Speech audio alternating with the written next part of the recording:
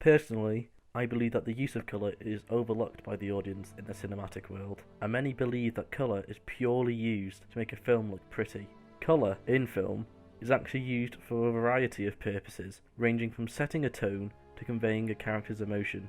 So this video will take a look into the non-aesthetic uses of colour within cinema. Colour became common in films around the early 20th century, when Technicolor became available to use. In the late 19th century, before Technicolor, filmmakers would tint their movies by hand, soaking their film strips in dye in an attempt to attract an audience. The colours they used depended on what the film was trying to convey. However, the invention and development of Technicolor in 1916 made the colour filmmaking process a lot easier. Thanks to Technicolor, a new door opened within the cinematic world, and colour within film became a normality. One film in particular garnered worldwide attention, The Wizard of Oz. Perhaps ahead of its time, The Wizard of Oz introduced to the audience a wide range of vibrant, saturated colours that wasn't seen in cinema before. Although aesthetically pleasing, the colours within Oz weren't just used to attract an audience, but to convey and represent. Though first, let's take a brief look at colour psychology. Colour psychology refers to the study of hues that subconsciously affects a person's behaviour or emotion. These studies go as far back as the 1800s, where John Wolfgang von Goethe fabricated the foundations of colour psychology with his book, Theory of Colour, and the Rows of Temperaments diagram. Goethe explained here that colour could be used for expressive and somewhat symbolic purposes, and linked colours to different characteristics. For example, red would represent danger, passion, rage. Blue would represent loyalty, stability, spirituality, and so forth. Colour began to be used for more than aesthetic purposes, with colours representing eras, conveying emotion, and more. An example of this is in the previously mentioned film, The Wizard of Oz.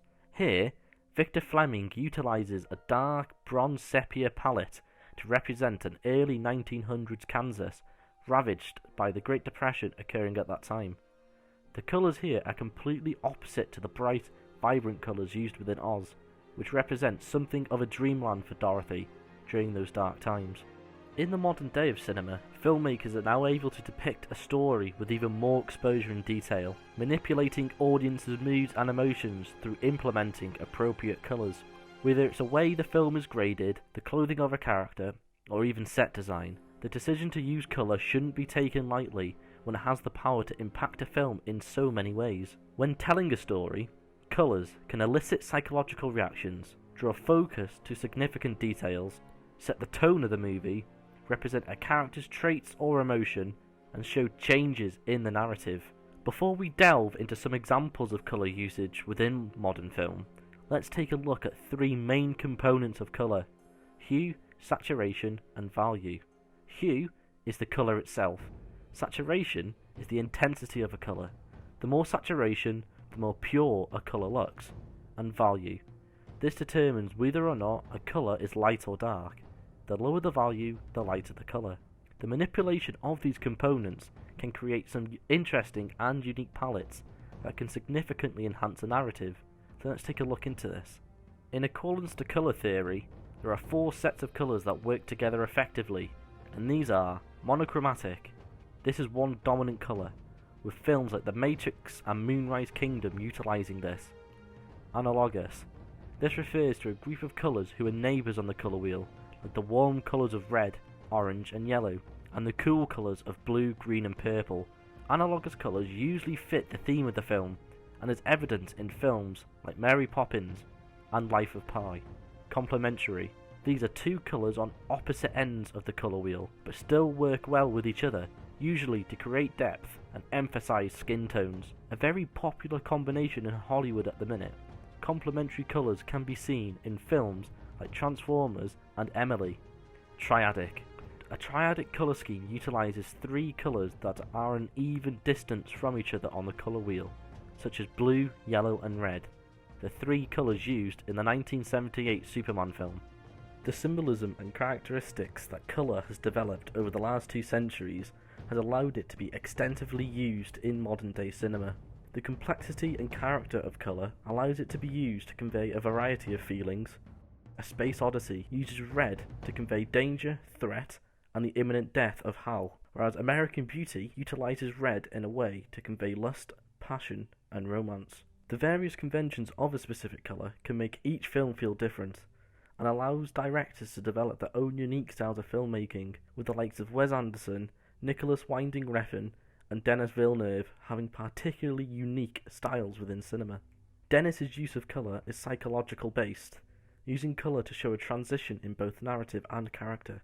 Colour palettes are ideal for reinforcing a character's mindset and enhancing the emotional aspect of the film and/or character, and Denis uses this to his advantage. The film Arrival, for example, when the protagonist Louise is first learning about the aliens, she is surrounded by blue and cool colours, representing her lack of knowledge and distance from the subject. As the film progresses, so does her insight on the aliens, and she's eventually enveloped in more vibrant, warm colours, like a light bulb in her mind has turned on.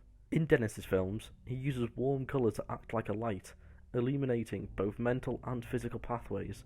Cool colours, on the other hand, radiate a sense of distance, representing somewhat as a suppressed emotion for a character.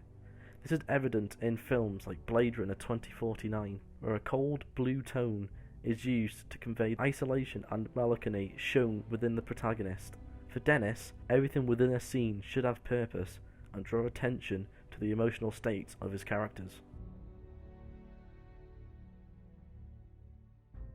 Alex Garland's Ex Machina is also a brilliant example of subtle colour use within films.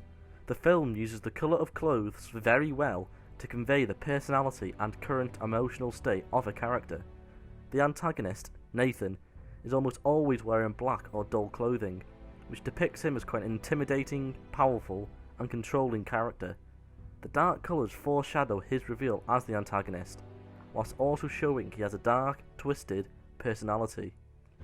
However, he is also shown wearing white whilst in his robotic lab, an obvious reference to purity, creation, and playing God.